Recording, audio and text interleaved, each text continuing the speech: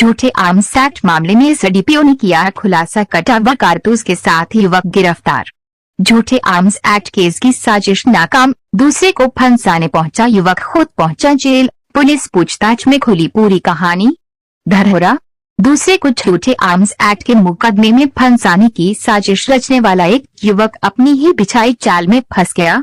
पिस्तौल और 2 कारतूस लेकर खुद थाना पहुंचा युवक पुलिस को गुमराह करने की कोशिश करता रहा, लेकिन शुरुआती पूछताछ में ही उसकी कहानी बिखर गई। पुलिस की सख्त पड़ताल में जब सच्चाई सामने आई तो उसे तत्काल गिरफ्तार कर न्यायिक हिरासत में जेल भेज दिया गया। अब पुलिस हथियार के स्रोत और पूरे षड्यंत्र की गहराई से जांच कर रही है। धरहरा थाना क्षेत्र के और बगीचा निवासी ललन यादव शनिवार सुबह करीब 9 बजे एक पिस्तौल और 2 जिंदा कारतूस लेकर धरहरा थाना पहुंचा।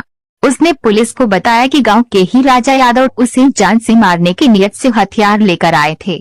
उसके अनुसार धक्का मुक्की के दौरान उसने राजा यादव से पिस्तौल छीन ली और सीधे थाना पहुंच गया। हालांकि युवक की कहानी सुनते ही पुलिस को उस पर संदेह हो गया। थानाध्यक्ष सोनू कुमार के नेतृत्व में पुलिस ने मामले की प्रारंभिक जांच शुरू की। पूछताछ के दौरान युवक के बयान बार बार बदलते रहे और कई अहम बिंदुओं पर विरोधाभास सामने आए। इसके बाद पुलिस ने मामले की गहन जांच की, जिसमें पूरा मामला उलट गया। जांच में खुलासा हुआ कि ललन यादव ने खुद पिस्तौल खरीदकर गांव के राजा यादव को झूठे आर्म्स एक्ट के मामले में फंसाने की साजिश रची थी। इसी योजना के तहत वह हथियार लेकर थाना पहुंचा और मनगढ़ंत कहानी सुनाकर पुलिस को गुमराह करना चाहता था, लेकिन पुलिस की सतर्कता और सूझबूझ के आगे उसकी चाल नाकाम साबित हुई। सच्चाई सामने आने के बाद पुलिस ने उसके कब्जे से पिस्तौल और 2 जिंदा कारतूस बरामद कर लिया। आरोपी के खिलाफ आर्म्स एक्ट के संबंधित धाराओं में प्राथमिकी दर्ज करते हुए उसे गिरफ्तार कर न्यायिक हिरासत में जेल भेज दिया गया।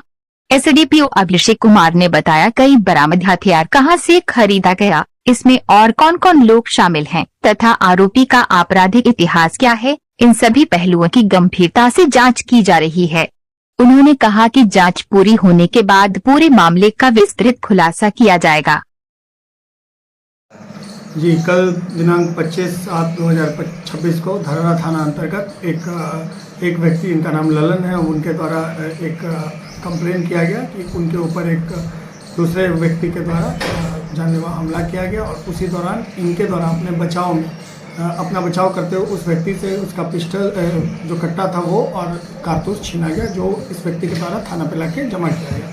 पुलिस के द्वारा जब फर्दर पूछताछ की गई वादी से, जो इस केस के वादी हैं ललन, उनसे पूछताछ की गई और जांच पड़ताल की गई, तो इस केस में ये समझ में आया कि दरअसल इस घटना में ये जो ललन कुमार जो वादी हैं उनके द्वारा ही ये हथियार खुद से लाया गया था और जो कारतूस जो लाया गया था उन्हीं के द्वारा लाया गया था, ताकि वो पुलिस को देकर उस दूसरे व्यक्ति को फंसा सकें। पर जो इनिशियल जांच धरहरा थाना टीम के द्वारा की गई उसमें यही निकल के आया कि इनके द्वारा जो फंसाने की कोशिश की गई थी, ताकि जो राजा है जिनसे लड़ाई है उनको ये फंसाने के लिए इनके द्वारा खुद ही हथियार ला के पुलिस को दिया गया था।